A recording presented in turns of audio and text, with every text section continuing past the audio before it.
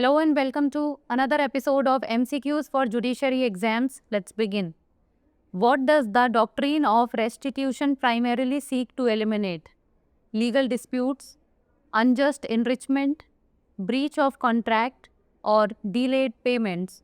The correct answer is option B, unjust enrichment. Recently, in the Dr. Purnima Advani and Others versus Government of NCT and Others case, the Supreme Court held that a person deprived of the use of money he has entitled to has the right to be compensated for the deprivation in the form of interest. The doctrine of restitution as envisaged in the Indian Contracts Act 1872 seeks to eliminate any unjust enrichment resulting from a flawed or unfulfilled contract. Next, what power does Section 69 of the GST Act grant to the Commissioner? Power to impose penalties, power to issue GST invoices, power to collect taxes, or power to arrest a person? The correct answer is option D. Recently, in the Radhika Agarwal versus Union of India and Others case, the Supreme Court upholds the constitutional validity of Section 69 and 70 of the GST Act, affirming the power to arrest and summon. Section 69 of GST Act provides the Commissioner with the power to arrest a person when there are reasons to believe that the person has committed specified offences under Section 132(1). Next, through which constitutional amendment was Article 246A introduced?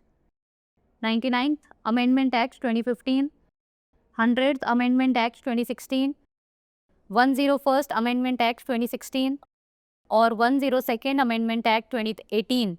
The correct answer is option C.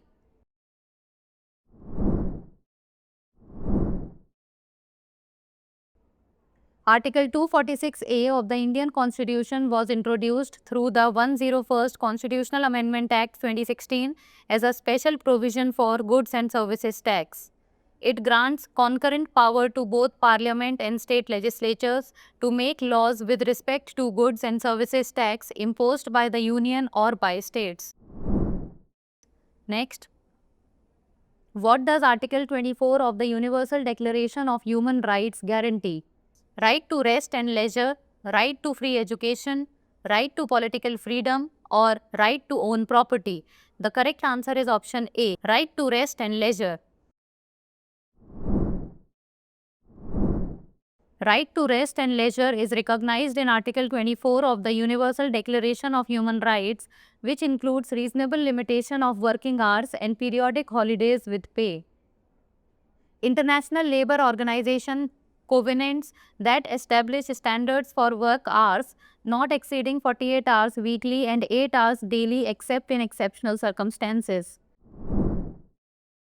Next, in Civil Procedure Code, the appointment of receiver has been dealt with under Order XL4, under Order XL, under Order XL second, under Order XL5. The correct answer is option B. As per Order XL, Rule 1 of the Code of Civil Procedure 1908, a court has the authority to appoint a receiver even without an application from the concerned party, provided it is convinced that doing so would be just and convenient. Now it's time for the practice question. Section 22 of the Indian Penal Code prescribes wrongful pain, wrongful loss, dishonesty, or movable property. Send us the answer of this question in the comment section. That's all for today. Thank you so much for watching.